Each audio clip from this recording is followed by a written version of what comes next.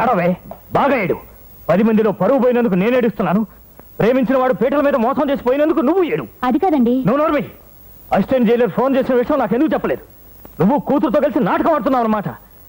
కోట్లు సంపాదించడానికి నాకు 30 సంవత్సరాలు పట్టిందే, కానీ చెడ్డ పేరు సంపాదించడానికి మీకు 2 నిమిషాలు సరిపోయింది. చిచి. అమ్మా, మళ్ళీ ఏం చేద్దామని వచ్చావు? నీకు చేతనైతే నా కూతురింత విషం మింగకుండా కాపాడు.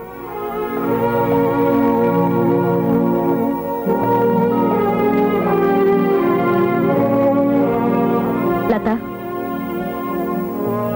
అక్క, విజయ్ ఇలా చేస్తాడని నేను అనుకోలేదు. నేను అనుకోలేదమ్మా. నువ్వు లోకం ముందు తల వంచవలసి వచ్చింది, నేను ఐజీ గారి ముందు తల వంచవలసి వచ్చింది. అతను పారిపోయినందుకు నేను బాధపడలేదు, కానీ పశుపతిని హత్య చేసి తను ఊరికంబం ఎక్కితే నేను భరించలేను. అందుకే నీ సహాయం కోసం వచ్చానమ్మా.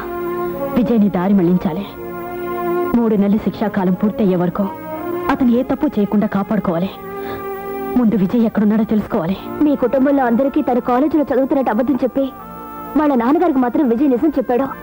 ఆయన అడిగితే మా మామగారికి నిజం తెలుసని నాకు అనుమానంగానే ఉంది. కానీ ఆయన చేత ఎలా చెప్పించడం? ఆయన చేత నిజం ఎలా చెప్పించాలో నాకు తెలుసు. నేను చెప్పిస్తాను.